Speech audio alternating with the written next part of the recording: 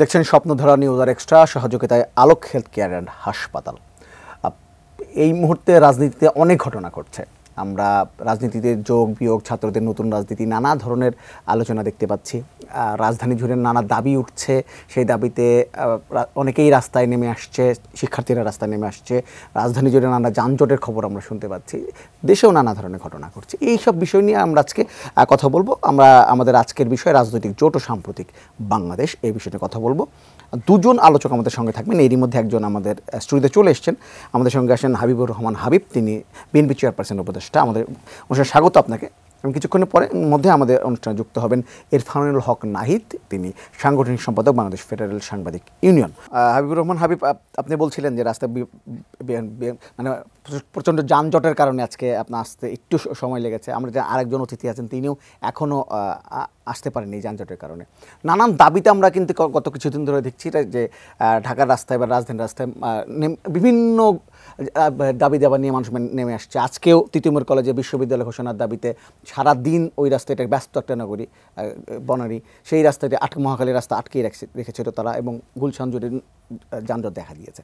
এই যে দাবি আদায়ের জন্য মাঝে মাঝে মানুষ রাস্তায় নেমে আসছে এবং রাস্তাঘাট বন্ধ হয়ে মানুষের একটা কষ্ট হচ্ছে, এই ব্যাপারটা আপনি আসলে কীভাবে দেখছেন? অনেকে বলছে যে শক্ত হাতে দমন করতে হবে, আবার সরকারের পক্ষ থেকে বলা হচ্ছে যে গণতান্ত্রিক একটা অধিকার সবারই আছে আন্দোলন করার, কাজে সেটা তারা করতে দিচ্ছেন। আপনাকে ধন্যবাদ। আপনার মাধ্যমে এটা নিউজের দর্শক শ্রোতাদেরকে আমার সশ্রদ্ধ সালাম। আমি খুব পরিষ্কার করে বলতে চাই, এর জন্য টোটালি দায়ী এই সরকার। সরকার যখন গঠন হলো তারপরেই আমি কিন্তু পরিষ্কার করে বলেছিলাম যে আপনারা একটা প্রজ্ঞাপন দিয়ে দেন অথবা একটা নির্দেশনা দিয়ে দেন, আমরা অল্প কিছুদিনের জন্য এসেছি, আমরা কিছু যৌক্তিক সংস্কার করে আমরা একটা নির্বাচন দিয়ে চলে যাব, তারপর নির্বাচিত সরকার আসলে তখন আপনারা তাদের কাছে দাবি পেশ করবেন। এত বছর আপনারা অপেক্ষা করলেন, এখন আমাদের কাছে এসে আমাদের কাছে দাবি দেওয়া কেন আপনারা করবেন? পরিষ্কার বলে দিলেই পারতো। সরকার সেদিকে যায়নি। সরকার বাহাদুর দেখা দিয়ে গেছে, বাহাদুরি সব দাবি তারা মানতে পারে, এই দাবি সেই দাবি, মানুষের দাবি দেওয়া শহর হয়ে গেছে। এবং প্রধান উপদেষ্টার বাসভবনের সামনে তো দাবি দেওয়া আদায় চত্বর হয়ে গিয়েছিল। আমি বলেছিলাম যে আপনার এই চত্বর এখান থেকে সরিয়ে দেন, এই চত্বর এখান থাকার দরকার নেই। এখন আজকে যখন তিতুমিরে সারাদিন আমারও আসতে দেরি হয়েছে, এই যে উনি আসছেন সমালোচক, ওনারও আসতে দেরি হয়েছে। তো এটা আরও তো সমস্যা বাড়বে দিন দিন। তার আপনার যার যেটা কাজ সে সেটি না করে যদি অন্য ব্যাপক কাজ করতে যায় তখন তার ঝামেলা পড়বেই। এখন তার প্রধান যে কাজটা ছিল এনাদের, সেটা হলো এই যে দ্রব্যমূল্য ঊর্ধ্বগতি নিয়ন্ত্রণ করতে পারলো না। একটা ভরা মৌসুমে চালের দাম বেড়ে গেল। এই যে একটা আলু আমাদের দেশে উৎপাদন হয়, বিদেশে ইম্পোর্ট করতে লাগে না, যে ডলারের দাম বেড়ে গেছে, এই কারণে আমাদের টাকার মাল কমে গেছে, মান কমে গেছে, দাম বেড়ে, তা তো না। 70-80 টাকার আলু কিনেছি কয়েকদিন আগে, পুরনো আলু, এখন আলু 10 টাকা 12 টাকা কেজি। কৃষক এখন মরে যাচ্ছে। এই কৃষকের আলুই আবার যখন রাখবে আগামী বছর দেখা আবার 70 টাকা 100 টাকা কিনতে হতে পারে। এই যে ব্যবস্থাপনা, মানে বাজার ব্যবস্থাপনা করার দিকে সরকারের কোনো ইয়ে নেই। যানজট তো এটা আর বলে লাভ নাই, এটা আসেই।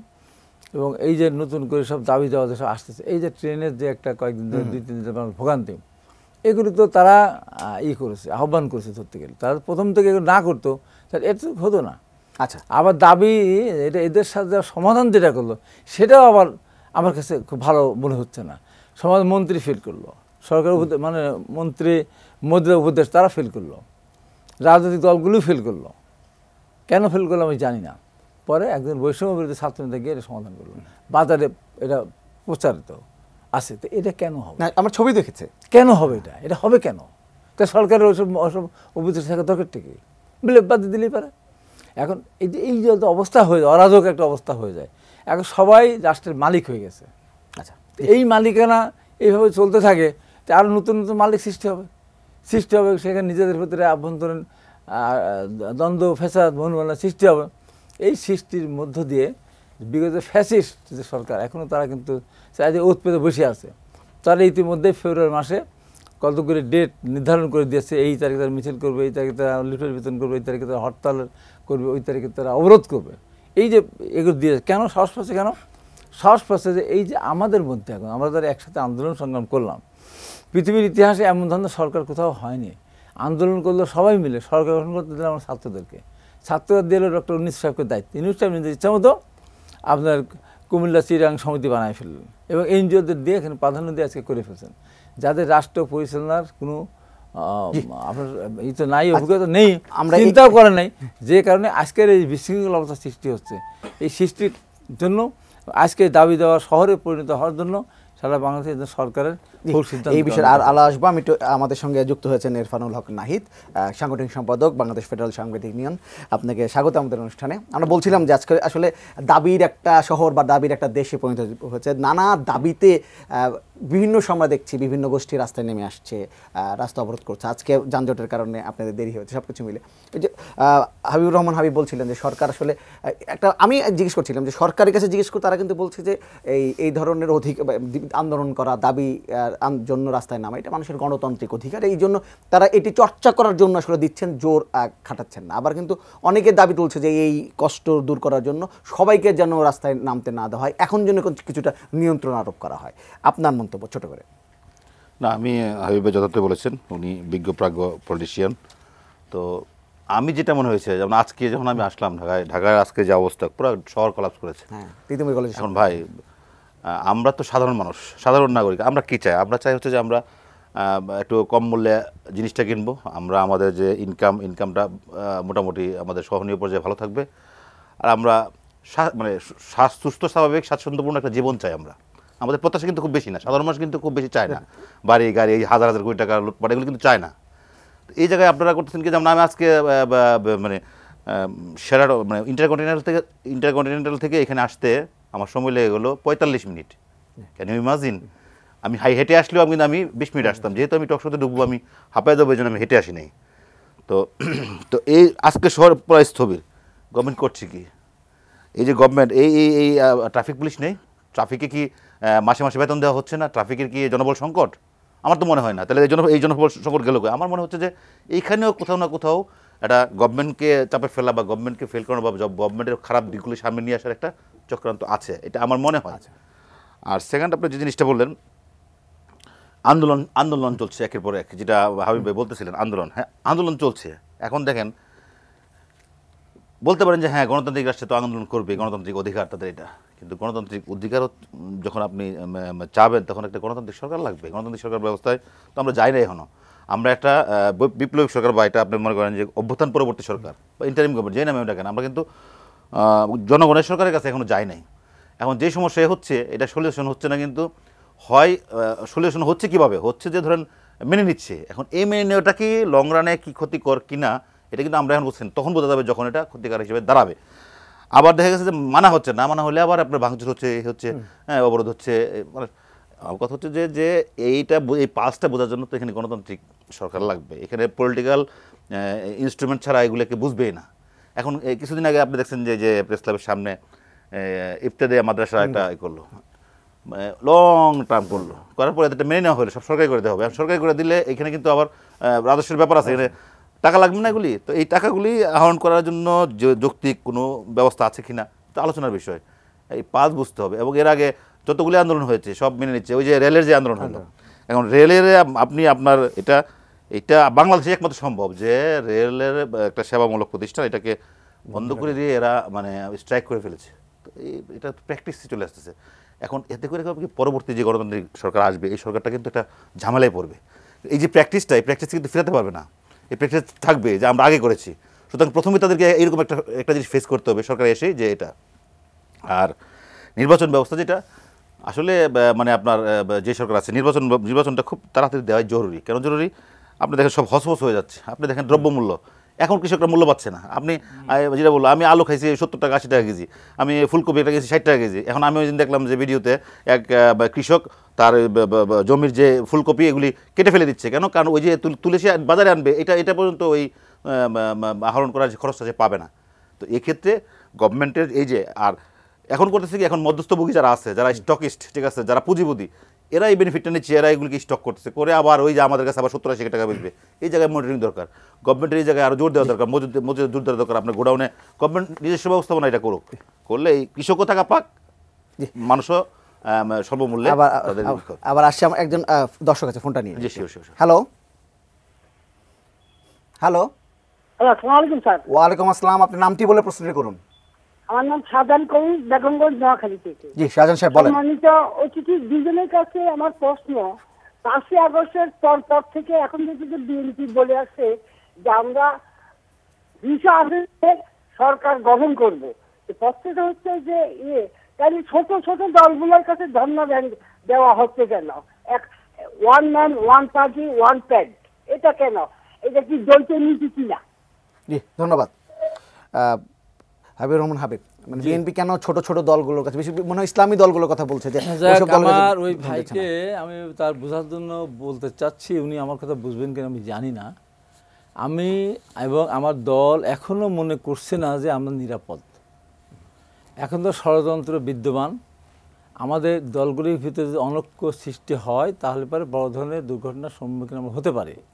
যে কারণে বিএনপি একটা দায়িত্বশীল দল, সেই কারণে বিএনপি ছোটো ছোটো দলগুলিকে নিজেদের সাথে রাখতে চাচ্ছে, ঐক্যবদ্ধ থাকতে চাচ্ছে, নিজেদের ভিতরে যেন কোনো দ্রুত সৃষ্টি না হয়, এটা ওই ভাই বোঝা উচিত।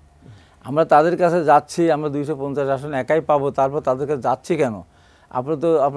আপনারা জানেন আমাদের নেতা জনাব তারেক রহমান পরিষ্কার করে বলেছেন যে আমরা আন্দোলন যারা করেছে তাদের সাথে করে আমরা আগামীতে বিএনপি যদি এককভাবে সংঘর্ষ অর্জন করেও তাও তাদেরকে নিয়েই আমরা সরকার গঠন করব, কারণ দেশটাকে আমরা সামনের দিকে এগিয়ে নিয়ে যেতে চাই। তার মানে এই না আওয়ামী লীগের মতো গৃহপালিত বিরোধী দল আমরা বাঁধতে চাবো না, এবং একদলীয়ভাবে যে এই যে জাতীয় পার্টি আওয়ামী লীগের নৌকা মার্কা প্রতীক নিয়ে হাতকার মেলে নৌকা প্রতীক ইউনিভার্সের নৌকা মার্কা প্রতীক নির্বাচন করার পর একবার তারা মন্ত্রী হয়, আবার তারা বিরোধী দল হয় জাতীয় পার্টি, পরবর্তী সময় তাদের মন্ত্রিত্ব দেয় না, বিরোধী দল হাতে থাকলো, ওনারা আর মন্ত্রী হতে পারেন না। এরকম কাজ আমরা করব না। আমরা সবাইকে সম্মান দিয়ে আমরা মনে করছি যে দেশটা এখনও খুব একটা ষড়যন্ত্র থেকে উত্তরণ হতে পারেনি, যে কারণে আমরা সব দলগুলিকে আমরা ঐক্যবদ্ধ রাখার জন্যই ছোটো ছোটো দলগুলির সাথে আমাদের কথাবার্তা বলতে হচ্ছে। তাদের কাছে আমরা ধর্ণা ধরছি না, তাদের সাথে পরামর্শ করার জন্য যাচ্ছে। আপনাদের এই ভাষাটা আমার মনে হয় খুব একটা শুদ্ধ ভাষা না। আচ্ছা জি, আচ্ছা আরেকজন দর্শক আছে, তারটা ফোনটা নিয়ে নিই। হ্যালো হ্যালো হ্যালো, জি, আপনার নামটি বলে প্রশ্নটি করুন। আমি আব্দুল হক মন্ডল রাজবাড়ি থেকে বলছিলাম। জি বলেন। আমি হাবিবুর রহমান হাবিব ভাইয়ের কাছে জানতে চাই যে নতুন যে রাজনৈতিক দল সৃষ্টি হয়েছে এই বৈষম্য বিরোধী ছাত্র আন্দোলনের নেতারা, এই ব্যাপারে আপনার মতামত? আচ্ছা ধন্যবাদ। আমরা এই প্রশ্নটা তুলে রাখছি, এই প্রশ্ন নিয়ে আমরা আবার আসছি। আমি তো ইরফানুল হক নাহিদ, আপনার কাছে একটু যেহেতু এই বিষয়টা আসলো, বিভিন্ন দলের সাথে ধর্ণা দেওয়া বা বিভিন্ন দলের সাথে জোট করার একটা চেষ্টা আমরা দেখতে পাচ্ছি, কিন্তু দেখতে পাচ্ছি বিশেষ করে জামায়াত ইসলামী এবং বিএনপি ইসলামিক দলগুলোর সঙ্গে একটা আলোচনা আমরা দেখতে পাচ্ছি, এবং আলোচনা আছে যে তাদেরকে দলে ফেরানোর জন্য দুই দলই আসলে এখন চেষ্টা করছে। এই সময় এসে এই বিভিন্ন দলগুলোকে নিজেদের দিকে টানার কারণ আপনি কি মনে করছেন? নির্বাচন কি খুব সামনে? না, নির্বাচন তো সামনে। নির্বাচন মানে এই নির্বাচনের জন্য তো ভোট, সাধারণ মানুষের ভোটাধিকারের জন্য তো সংগ্রামটা 15-16 বছর সংগ্রাম যে যারা করছে, এটা মানে এটা ভোটের সংগ্রামী। আপনি যেটা বলছেন যে ছোট জোটটা তো আসলে এটা মানে ঐতিহ্যগতভাবে হয়ে আসছে। জোট আপনি দেখেন, আপনি 80-র দশকে 90-র দশকে সবসময় জোট ছিল, 7 দলীয় জোট বা 11 দলীয় জোট, 20 দলীয় জোট, মহাজোট। তো জোট রাজনীতি বাংলাদেশে নতুন কিছু না, এটা পুরাতন বিষয়। হ্যাঁ, আপনি বলতে পারেন যে ইসলামিক দলগুলিকে বেশি মূল্য ফোকাসে চলে আসছে। এখন ফোকাসে চলে আসার একটাই কারণ, যেমন একটা দল কিন্তু মিসিং, সেটা হচ্ছে বাংলাদেশ আওয়ামী লীগ। তো আওয়ামী লীগ মিসিং হওয়ার কারণে মাঠ কিন্তু ফাঁকা, কারণ পক্ষ তো দুটো লাগে। বিএনপি অনেক বড় দল, তারপরে ছিল একটা দল ছিল আওয়ামী লীগ, যেটা এখন মানে অস্তিত্বহীন পড়েছে, এখন আমাদের ফোকাসে নাই। তো নাই মানে তাহলে মাঠ ফাঁকা। এখন বাকি আছে কে? জামাত ইসলাম বা অন্যান্য ইসলামী দলগুলি। এখন সভাপতি প্রশ্ন আসে, তাহলে আমরা যদি ধরেই নিই তর্কের খাতিরে যে বা যুক্তি দিয়ে ধরে নিই যারা বিএনপি পাওয়ার পার্টি বা পাওয়ারে আসবে, তাহলে একটা বিরোধী দল লাগবে। এখন বিরোধী দল করতে গেলে তো তাহলে কারা হবে বিরোধী দল? সেক্ষেত্রে জামাত এক প্রত্যাশা থাকতে পারে, সেক্ষেত্রে জাতীয় পার্টির যে অংশটা নির্বাচন অংশগ্রহণ করবে তাদের একটা প্রত্যাশা থাকতে পারে, ইসলামী অন্য দলগুলির প্রত্যাশা থাকতে পারে। সবচেয়ে সিগনিফিকেন্ট হচ্ছে ইউনিসের আজকে একটা পডকাস্ট বেরিয়েছে, পডকাস্ট আনুষ্ঠানিক বেরিয়েছে, আপনি খেয়াল করবেন হয়তো। উনি বলেছেন যে উনি কিন্তু জানতেন যে এরা দল গঠন করবে। আমরা কিন্তু মানে উনি জেনে শুনে কিন্তু এই সরকারে এসেছিলেন এবং আমরা জানতেন যে দল গঠন। এখন দল যে গঠন করবে আমরা কিন্তু জানতাম না, আমরা পাবলিকরা কিন্তু জানতাম যে আমরা জানতাম যে ওনারা ক্ষমতা এসেছে, ওনারা রাজনৈতিক দলগুলির সাথে আলোচনা করে একটা সুন্দর সময়ে সংস্কার করে একটা নির্বাচন দিয়ে চলে যাবে। কিন্তু ওনারা যে দল গঠন করতেই পারে, এটা তাদের অধিকার, কিন্তু এটা গোপন রাখা হয়েছে এতদিন। তার মানে তাদের এখন যে কার্যক্রম হচ্ছে, তো বিএনপিকে একেবারে মানে নীরব থাকার কোনো সুযোগ নাই বা এবং একেবারে এই podcast- গুটায় থাকার কোনো সুযোগ নাই। এবং এই পডকাস্টে ডক্টর ইউনূস যেটা বলেছেন যে তিনি জানতেন শুধু না, তার ছাত্রদের একটা ভয় ছিল যে তারা নির্বাচনে ভোট পাবে কিনা, আসন পাবে কিনা। তখন তিনি উৎসাহ দিয়ে বলেছেন যে তোমরা তোমাদের মানুষ দেশের মানুষ চেনে, তোমরা একটা দল গঠন করতেই পারো, নির্বাচন আসতেই পারো, করবে, হ্যাঁ করবে, এবং তিনি উৎসাহ দিয়েছেন। তো এখন ধরেন উনি যদি পাওয়ার থেকে দল গঠন করতে চায়, সেই জিনিসটা আসলে আমরা এখন ক্লিয়ার হচ্ছে যে কেন প্রশাসন বা বিভিন্ন জায়গায় বিএনপির যে অপপ্রচার হচ্ছে, ইয়েতে মানে সম্মিলিতভাবে একটা অপপ্রচার হচ্ছে। বিএনপি এক পক্ষে দেখবেন, খেয়াল করে দেখবেন, এক পক্ষে বিএনপি, বাকি সব এক পক্ষে। ওদেরকে আবার ধরেন আওয়ামী লীগের যে গ্রুপটা ছিল, এরা তো এখন লুকায় আছে পিছন দিয়ে আপনার ফেসবুক, টুইটার বা সামাজিক যোগাযোগ মাধ্যমে এই বদনামগুলো ছড়াচ্ছে। আপনি ধরেন, আমি বিএনপির সব বিষয়ে ভালো বলবো না, ঠিক আছে, কিন্তু এত বড় একটা দল, যে দলটার ওয়ার্ড ইউনিট কমিটি আছে সাগরের মতো, ধরেন জামাতের যদি থাকে হলো 10 লাখ, বিএনপির আছে 5 কোটি, সাপোজ ব্যবধান তো এরকমই বা ভোটের হারে, তাহলে 5 কোটিতে যদি 50টা হয়, তাহলে 10 লাখে একটা অপরাধ হবে। কিন্তু ওই যে ওই হারাহারি না গিয়ে, কারণ হচ্ছে যে ফোকাস করা হচ্ছে যে এই বিএনপি করছে সব। আরেকটা বিষয় আছে, আপনাকে বলি মজার বিষয়, বিএনপির শত্রু কিন্তু ধরেন হচ্ছে ঘরে বাইরে সব জায়গায়। আপনি বাইরে বলেন, আপনি ইন্ডিয়ার, আপনি দেখেন ইন্ডিয়া কি করতেছে, ইন্ডিয়ার কর্মকাণ্ড কি। তারপরে আপনি ধরেন হচ্ছে যে আওয়ামী লীগেরা ধরে নিছে যে আমেরিকাতে ক্ষমতার পরিবর্তন হয়েছে, এখন হয়তো ওখান থেকে সমর্থন, কিন্তু বাস্তবতা হচ্ছে যে ভিন্ন, বাস্তবতার সাথে আসলে এটা কোনো মিল নাই। আর আমি মনে করি যে এখন এই মুহূর্তে এই সরকারের প্রথম কাজ হচ্ছে যে সংস্কারগুলি হাতে নিয়েছে, এগুলিকে একটা প্রস্তাব আকারে দিয়ে, কারণ এগুলি পাশ করতে তো পার্লামেন্ট লাগবে, ওনারা তো পাশ করতে পারবেন না, দিয়ে সেফ এক্সিট, মানে ভালো একটা এক্সিট দরকার তাদের। আমরা চাই, আমরা এই সরকার তো আমাদের সরকার, আমরা আমাদের 16-17-18 কোটি মানুষের যে চাওয়া, এই চাওয়ার প্রতিফলন হচ্ছে এই সরকার। এই সরকারকে আসলে আমরা সুযোগ দিতে চাই। আমরা চাই যে এই সরকার ভালো কাজগুলি যেগুলি করুক, করে একটা সুন্দর ইলেকশন দিক, মানুষ তাদের ভোটাধিকার ফিরে পাক, যে দলে ক্ষমতায় আসুক, তাতে আমাদের কোনো সমস্যা। একদম দর্শক আছে, ফোনটা নিয়ে নিই। হ্যালো। হ্যাঁ জি, আমার প্রশ্ন, আমি ঠাকুরা থেকে বলছি। আমার প্রশ্ন যে জামাত এবং বিএনপি বাংলাদেশে বর্তমানে দুটি রাজনৈতিক দলই প্রায় সক্রিয়, বাকিগুলা এক প্রকার নিষ্ক্রিয়, এক প্রকার চলছে, এই টাইপের মধ্যে আছে। আর আরেক পক্ষ ধরতে গেলে বর্তমান সরকার। তো এখন এই 3 পক্ষের মতের কথাবার্তা একটু আলাদা টাইপের। যেমন জামাত বলছে সংস্কার হোক, সংস্কার দরকার আছে যথাযোগ্য। আজকেও জামাতের আমির সাহেব বলেছেন যে যথাযোগ্য সংস্কার ছাড়া নির্বাচন না। কিন্তু বিএনপি প্রতি মুহূর্তে নির্বাচন। এবং বর্তমান সরকার তারা এক প্রকার ধোঁয়াশার মধ্যে কথাবার্তা, কখনো বলতেছে সংস্কার হবে, কখনো বলতেছে না নির্বাচন হবে। তো আসলে এই যে বর্তমান যে তিনজন ক্ষমতা ধরতে গেলে বিএনপি, জামাত এবং বর্তমান সরকার, তো আসলে এই যে মতের যে পার্থক্য, এদের মতের মিল না হলে আসলে কি আমরা সুস্থ নির্বাচন? ধন্যবাদ। মতের মিল না হলে আসলে কি হবে এটি জানতে চেয়েছেন। আমি হাবিবুর রহমান হাবিব, সেই সঙ্গে আপনি নিশ্চয়ই এটা উত্তর দেবেন। আমি একটু আবার ডক্টর ইউনূসের সেই ইন্টারভিউটার কথা বলতে চাই। তিনি সম্প্রতি সুইজারল্যান্ড গিয়েছিলেন, সেখানে তিনি ফিনান্সিয়াল টাইমসকে এই ইন্টারভিউটা দিয়েছেন। সেখানে তিনি বলেছেন যে শিক্ষার্থীরা হয়তো একটা রাজনৈতিক দল গঠন করতে যাচ্ছে, তিনি জানেন সেটি, এবং তিনি বলছেন যে তাদের মধ্যে এক ধরনের হতাশা কাজ করছিল বা এক ধরনের কনফিউশন কাজ করছিল যে সে নির্বাচিত শিক্ষার্থীরা একটা রাজনৈতিক দল গঠন করে, শেষ পর্যন্ত মানুষের ভোট পাবে কিনা, আসন পাবে কিনা, এমন একটি বিষয়। সেখানে তিনি বলছেন, তিনি উৎসাহ দিয়ে বলেছেন যে তোমরা যেহেতু একটা সুযোগ নিয়ে দেখতেই পারো, দেশের জন্য জীবন দিয়েছো, একটা সুযোগ নিয়ে দেখতেই পারো। অর্থাৎ তিনিও চাচ্ছেন যে একটা শিক্ষার্থীরা একটা রাজনৈতিক দল গঠন করুক, তাই একটা একদম সমর্থন আছে। আপনি এই বিষয়ে যদি মন্তব্য জানতে চাই। আমি আপনাকে খুব পরিষ্কার করে বলতে চাই, উনি নিজে 111-এর সময় দল গঠন করতে গিয়েছিলেন না? শেষ পর্যন্ত পেরেছেন? পারেন না। তো উনি যে কাজটা করেছেন, এই যে ইন্টারভিউটা দেওয়ার মধ্য দিয়ে, যে উনি নিজেকে বিতর্কিত করলেন। শিক্ষার্থীদের দিয়ে ব্যাকরণই তো ভুল। শিক্ষার্থীদের দিয়ে রাজনৈতিক দল হয় না। শিক্ষার্থীদের ছাত্র রাজনীতি করার জন্য ছাত্র সংগঠন হতে পারে নাকি ভাই? শিক্ষকদের রাজনৈতিক দল হয়? উনি যেটা এই যে ধ্বংসের দিকে উনি নিয়ে যাচ্ছেন দেশটাকে। ছাত্ররা 18 বছর না 17 বছরে তারা ভোটার হতে চাচ্ছে, আর 17 বছর চিলড্রেন, 21 বছরে তারা এমপি করতে চায়। চিলড্রেনরা ভোটার হতে চাচ্ছে জোরাজোরি করে। তো 18 বছর তো আমাদের আছে সারা বিশ্বে, 18 বছর স্বীকৃত। 25 বছর হলো আপনার বয়স আমাদের দেশে। ওনার 21 বছর প্রস্তাবনা নিয়ে আসছে। কেউ কেউ আবার বলে, এটা মানতে চায় না, যে 18 বছরেই আমাদের এমপি মন্ত্রী হওয়ার মতো আমাদের সেই ব্যবস্থা করে দিতে হবে। তার মানে তাদের লেখাপড়ার দরকার নেই, আর লেখাপড়ার দরকার নাই, পূর্ণমদকের কলেজে গেলেই হলো যে তারা ইলেকশন করবে, এমপি মন্ত্রী হবে, দেশ পরিচালনা করবে। মানুষের একটা বয়স হতে লাগে, জানাশোনা তো লাগে। এদিকে এত জ্ঞানী, এত জ্ঞানী এরা, সুপার পাওয়ার এরা, যে এত জ্ঞানী এরা হয়ে গেছে যে 17, 18, 22 বছর, 25 বছর বয়সে বাংলাদেশকে সমস্ত কিছু এরা সব কিছু এদের মাথার ভিতরে চলে আসছে। এই যে কথাগুলি, এবং ডক্টর ইউনূস সাহেব আজকে যে কথা বললেন, উনি পরিষ্কার করে আমরা বলতে চাই, আওয়ামী লীগের সব ছিল, সব ছিল, তার লোক ছিল, তার প্রশাসন সব ছিল, শুধু নির্বাচনী ব্যবস্থাকে অসম্মান করার কারণে, নিজের গঠনতন্ত্রকে পদদলিত করার কারণে, নিজের গঠনতন্ত্র আছে একজন নির্বাচন করবে, একজন সহায়তা করবে, না করলে তার বিরুদ্ধে ব্যবস্থা নেবে, যদি বিদ্রোহী প্রার্থী হয় তাকে বহিষ্কার করবে।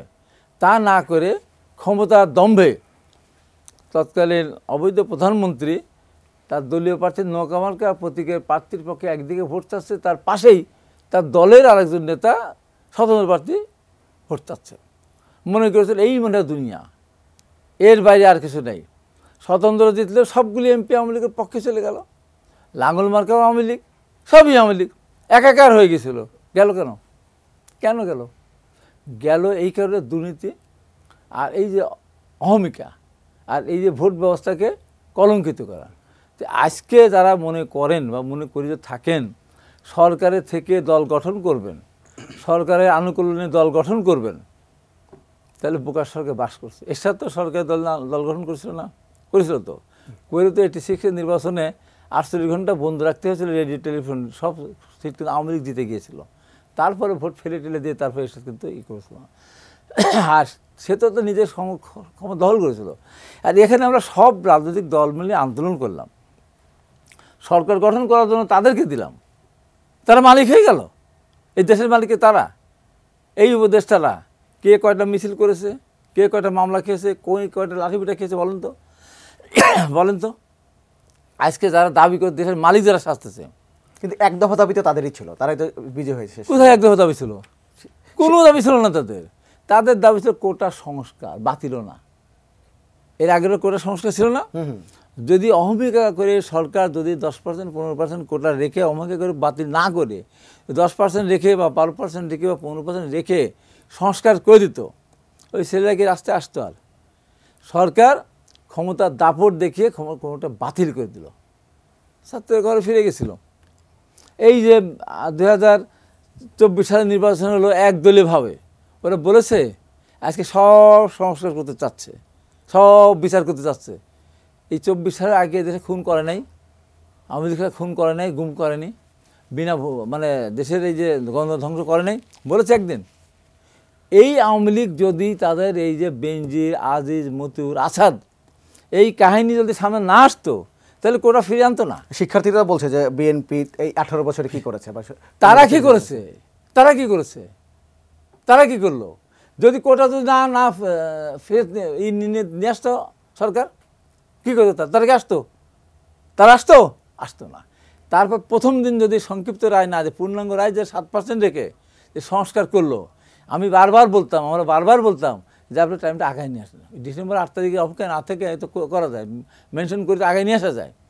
সরকার অহমিকা করে আনলো না, মনে করছে ছাত্র লিখকে দিয়ে পিটিয়ে ঘরে উঠিয়ে দিব, আর বিএনপি টিএমডি আন্দোলন করে জেলখানা ঢুকিয়ে দিলে আন্দোলন শেষ, এটা মনে করেছিল।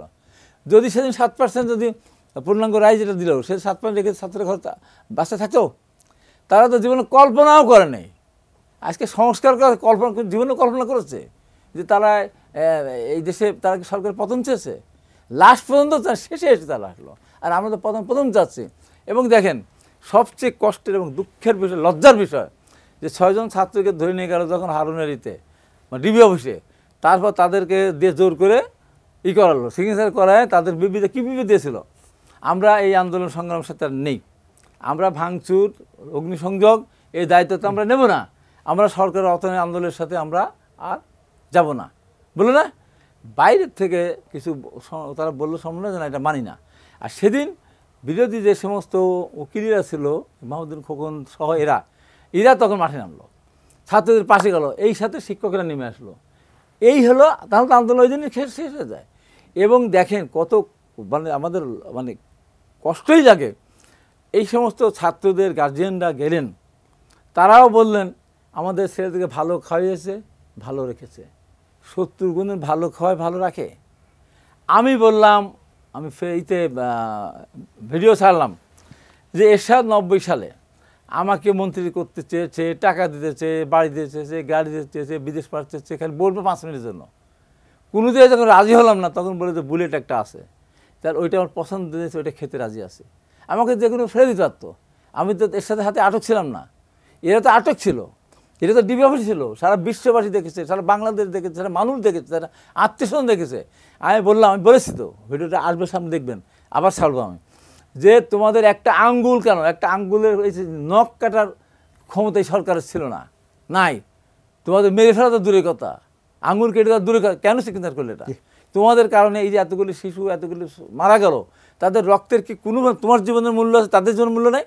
এতগুলি মানুষ মারা যাওয়ার পরে তোমাদের হাত কেটে নিত, নখ কেটে নিত, মেরে ফেলতো, বলতে নো আমরা আজকে তারা ধমক দেয়, আমাদেরকে ধমক দেয়।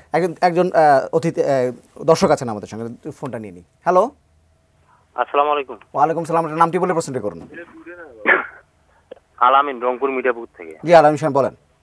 আমার প্রশ্ন হচ্ছে, বর্তমানে বিএনপি দেশের সব থেকে বড় রাজনৈতিক দল, তারা শুরু থেকে বলে আসতেছে যে সংস্কার নির্বাচিত সরকারের হাত ধরেই হওয়া দরকার, অন্তর্বর্তী সরকারের কাজ তারা একটা সুষ্ঠু নির্বাচন থ্রো করা। কিন্তু দেশের বিভিন্ন গোষ্ঠীর আন্দোলনের দাবি দেওয়া মেনে নেওয়া অন্তর্বর্তী সরকারের কাজ নয়। সঙ্গে সঙ্গে যদি সরকার এটাও বলতো দেশের যত রাজনৈতিক মামলা নিষ্পত্তি করা হয়েছে এবং নেতা নেত্রীদেরকে খালাস দেওয়া হয়েছে বা চিকিৎসার ব্যবস্থা করা হয়েছে, সেটাও অন্তর্বর্তীকালীন সরকারের কাজ। আপনার প্রশ্নটি করুন। সেক্ষেত্রে বিএনপির ভূমিকা কি হতো? জি ধন্যবাদ, আপনি নিশ্চয়ই আমরা এই প্রশ্ন যাব। আমি একটু ইরফানুল হক নাইতে আপনাকে জানতে চাইব, একজন দর্শক এটা প্রশ্ন করেছিলেন যে আসলে যে বিএনপি, জামাত, সরকার, তারা তিনজন তিন রকম কথা বলছেন, নিজেদের মধ্যে একটা ঐক্য নয়, এই ঐক্য না থাকলে কি হবে? আমি একটু সেই সঙ্গে প্রধান উপদেষ্টা যে ইন্টারভিউটা সেখানে যদি বলি, তিনি আশঙ্কা প্রকাশ করেছেন যে শিক্ষার্থীরা যদি মূল ধারায় রাজনীতিতে জড়িয়ে পড়ে, তাদের যে মধ্যে এখন যে ঐক্যটা আছে সেই ঐক্য নষ্ট হবার একটা আশঙ্কা তিনি ব্যাখ্যা করছেন। অর্থাৎ একটা যদি শিক্ষার্থীরা রাজনীতিতে চলে আসে, তাহলে নিজেদের মধ্যে যে এখন যে ঐক্য আমরা দেখতে পাচ্ছি সেটা আর থাকবে না বলে তিনি একটা আশঙ্কা প্রকাশ করেছেন। আমি আসছি আপনার উত্তরে আসছি। উনি যথার্থই বলেছেন, কিন্তু আসলে ঐক্য অনৈক্য মানে কি? ঐক্য সব ক্ষেত্রে ঐক্য হবে না। জামাতের রাজনৈতিক আদর্শ, জাতীয়তাবাদী দলের রাজনৈতিক আদর্শ আর বর্তমানে যে সরকার আছে তাদের যদি কোনো দল হয়, তাদের রাজনৈতিক আদর্শ এক হবে না, এটাই স্বাভাবিক। কিন্তু এক হইলে তো দল একটাই হইতো, সুতরাং এদের মধ্যে তো অনৈক্য থাকবেই। দল হইলেই তখন তিনটা দলের তিনটা ম্যানিফেস্টো থাকে, এই ম্যানিফেস্টোতে এরা আলাদা আলাদা পলিটিক্সটা করবে, জনগণ যাদেরকে বেছে নেয়। এখন হচ্ছে আমরা ঐক্যমত হবে জাতীয় স্বার্থে।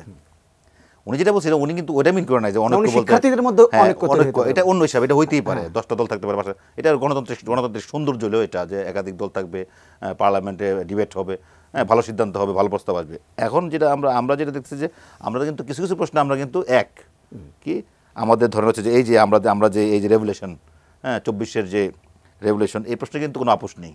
আপনি দেখবেন আপনি যখন কোথায় বলেন এখানে পলিটিশিয়ান আছেন, যখন ওই প্রশ্ন আসবে তখন কিন্তু আবার সবাই এক, আমাদের স্বার্থ পরে আগে ওটাকে টাকাও। সুতরাং এখানে যে জিনিসটা, আর আরেকটা জিনিস বলছেন যে যে যে এক দফা, আপনি বোধহয় খেয়াল করবেন, এক দফা কিন্তু প্রথম দিয়েছিল তারেক রহমান। আমি সফল এক দফার কথা বলছি আর কি। হ্যাঁ, এক দফা সফল বলতে কি মানে সফল কি? তারেক রহমান কিন্তু আরেকটা কথা বলেছে, আপনারা মিস করেন, ফয়সালা হবে রাজপথে, মনে আছে এটা? উনি কিন্তু একটাই কথা বলতেন বক্তব্য, যে ফয়সালা হবে রাজপথে। ফয়সালা কিন্তু রাজপথে বেসিক্যালি হয়েছে। আমার কথা হচ্ছে যে তারেক রহমানের যে ম্যাচিউরিটি বর্তমানে, যে প্রজ্ঞা, আপনি জুলাই আন্দোলনে তারেক রহমান কিন্তু একদম সক্রিয় ছিলেন, একদম। এই তারেক গণ অধিকার পরিষদের তারেক কিন্তু তার বক্তব্যে বলেছে যে তারেক রহমান তাকে ফোন করতেন, নট অনলি তারেক, আদার্স যারা এই যে আপনার নুরুল যারা আছে সবার সাথে কিন্তু বিএনপি সহ আদার্স যে দল সবার সাথে লিয়াজন মেনটেন করতেন, তাদেরকে যেভাবে সাপোর্ট দেওয়ার, ডিরেকশন দেওয়ার দিতেন। এখন আমার কথা হচ্ছে আমরা কেউ ক্রেডিট নিতে চাই না, আমরা একটা ইয়ে থেকে মুক্ত হয়েছি, একটা মানে স্বৈরতন্ত্র থেকে মুক্তি পেয়েছি, এটাই আমাদের অনেক বড় স্বাদ। কিন্তু যখন আপনি রাষ্ট্র পরিচালনায় যাবেন, সেখানে অভিজ্ঞতার একটা বিষয় আছে। আপনি আসেন যে এখন দাবি উঠছে কি 17 বছর বয়সে ভোটার হবে, ওকে ফাইন, 18 বছর 1 বছর, এটা কোনো আমি বুঝতে, কিন্তু 25 বছরটাকে কমিয়ে আপনি যদি 21 বছরের একটা ছেলে যদি পার্লামেন্ট মেম্বার হয়, বা উপজেলা চেয়ারম্যান হয় বা ইয়ে হয়, আপনি পার্লামেন্ট মেম্বার হওয়া মানে কি সে ক্যাবিনেটে যাবে, ক্যাবিনেটে যাবে, সে তো স্টুডেন্ট। আপনি জানেন আমাদের পড়াশোনা কি, আমরা ধরেন 16, 17, 18 বছর বয়স হচ্ছে এইচএসসি পাস করে, তখন তো সে অনার্স পড়বে। তো অনার্সে ফার্স্ট ইয়ার এবং সেকেন্ড ইয়ারের পর একটা ছেলে যখন দেখেন, যখন সে ক্যাবিনেটে ঢুকবে, সে মিনিস্টার, তো তার প্রোটোকল থাকবে না। তো সে কি ইউনিভার্সিটি যখন যাবে তখন তো স্যার তো তার প্রোটোকলে পড়ে যাবে, সে যখন বিসি অফিসে যাবে বিসি তার প্রোটোকলে পড়ে যাবে। তা এগুলি হচ্ছে হাস্যকর বিষয়, এগুলি না, আপনি বেসিক জায়গায় আসতে হবে যে আমরা সিস্টেমটাকে চেঞ্জ করব। সিস্টেম মানে আপনি বয়স কমানোর মধ্যে কোনো সিস্টেমের ক্রেডিট নাই। আপনি করতে হবে যে আপনি যে পলিটিক্যাল নির্বাচনের যে পদ্ধতি, নির্বাচন কমিশনটাকে আপনি স্বাধীন করে দিতে হবে।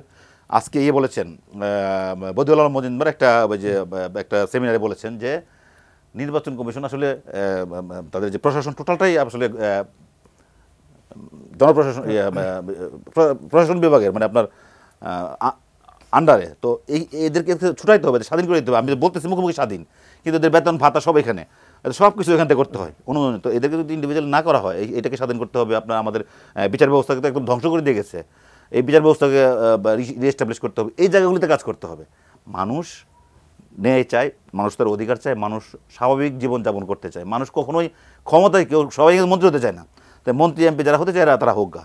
কিন্তু আমি এজ একজন সাংবাদিক জার্নালিস্ট, আমি মানুষের পালসা যতটুকু বুঝি যে মানুষ শান্তি চায়, যানজনমুক্ত শহর চায়, স্বাভাবিক মূল্যে দ্রব্যমূল্য কিনতে চায়, মানুষ নিশ্চিন্তে ঘরে ফিরতে চায়। আমি একটা পয়েন্ট আমি মিস করে যাবো। আমি যেহেতু সাংবাদিক কমিউনিটি লিড দিই, আমার সাংবাদিকদের নিয়ে আজকে তথ্য উপদেষ্টা নাহিদ ইসলাম একটা বক্তব্য দিয়েছেন যে সাংবাদিকদের বয়স মানে আফটার রিটায়ারমেন্টে একটা ভাতা ব্যবস্থা চালু করা। হ্যাঁ, এটা খুবই ভালো উদ্যোগ, যদি করা যায় এটা খুব ভালো হয়। আপনি দেখেন ভাই, আমাদের যে পেশা, আমরা তো এটাও তো সাংবাদিক, আমাদের টি নিউজ পুরোটা সংবাদ বেস চ্যানেল, আমরা সাংবাদিক যারা আছি, আপনি দেখেন একটা ছেলে বা একটা লোক যখন 60 বছর বয়স আসে বা 65 বছর বয়সে রিটায়ারমেন্টে যাবে, সে কিন্তু কিছুই নিয়ে যেতে পারতেছে না। অন্যান্য সব পেশায় কিন্তু এটা আছে, সব পেশা এই অ্যাপ দিয়ে সব হয়ে যাচ্ছে। তো আমরা রাজপথে নামছি, আমরা চাই যে সাংবাদিক পেশার জন্য গভর্নমেন্ট কিছু করুক। বর্তমানে মিডিয়ার যুগ, আপনার 30-40টা আপনার টিভি চ্যানেল হয়ে গেছে, পত্রিকা আছে হচ্ছে ধরেন এ ক্যাটাগরির 30-40টা, সব মিলে এই যে হাজার হাজার সাংবাদিক, এদের কিন্তু ভাগ্যে কিন্তু খুবই করুণ। সাংবাদিকদের কিছু সাংবাদিকদের ভাগ্য অবস্থা খুব করুণ, বড় বড় সাংবাদিক আমি জানি, আমি দেখেছি। তো এইখানে আমি সরকারকে অনুরোধ করবো যে এই জায়গায় যদি আপনি কোনো সংস্কার করতে চান এবং এই সাংবাদিকদের সুরক্ষার জন্য আপনারা কিছু করেন। একদম শেষ সময় চলে এসেছি, 1 মিনিট করে সময় পাবেন। হাবিবুর রহমান হাবিব, একদম শেষ মন্তব্য জানতে চাইবো। আসলে তাহলে এই এত সমস্যার কথা শুনছি, সংকটের কথা শুনছি, আশঙ্কার কথা শুনছি, বাংলাদেশের যাচ্ছে কোন দিকে? আমরা তো যাই বাংলাদেশের সঠিক পথে নিতে, আমরা তো এই সরকারকে সফল করতে, দেখুন ধরে অনেক গাছ এরকম বাঁকা হয়ে যায় না, পেলা দেয় না, এই সরকার বারবার কিন্তু বাঁকা হয়ে যাচ্ছে, আমরা কিন্তু পেলা দিয়ে রাখছি। তো আমরা কতদিন পেলা দেবো? পেলা দেওয়ার সময় আছে তো। আজকে আমি আমার দর্শক শ্রোতাদেরকে বলতে চাই, বিগত সরকার আমাকে সবচেয়ে বেশি ভালোবাসত। আমাকে যে জন্য সর্বপ্রথম সাজাটা দিয়েছিল, আমাকে টকশো থেকে ধরে নিয়ে এসে গাড়ি ভাঙচুরের মামলা সাজা দিয়েছিল। আজকে আমি সাজা মুক্ত হলাম, প্রথম সাজা আমাকে দিয়েছিল, আমি সাজা মুক্ত হলাম। এই জন্য মন আল্লাহর কাছে কৃতজ্ঞতা প্রকাশ করছি। আমি একটা কথা স্মরণ করে দিতে চাই, এদেশে আমরা 2টা ঘটনা জানি। আমরা এদেশে জানি ইমরান এইচ খানের খবর জানি, ওরে সর্বনাশ, এই কথা মতো পতাকা ওঠে, পতাকা নামে। আবার আমরা মইনুল আহমেদ ফখরুদ্দিনের খবর জানি, ওই একদম জেনারেল গেছিল, আমরা ছোটো মাছ ধরি না বড় মাছ ধরি, কী যেন জেনারেল কী যেন ছিল, মতিন, জেনারেল মতিন, কই সব গেল কই।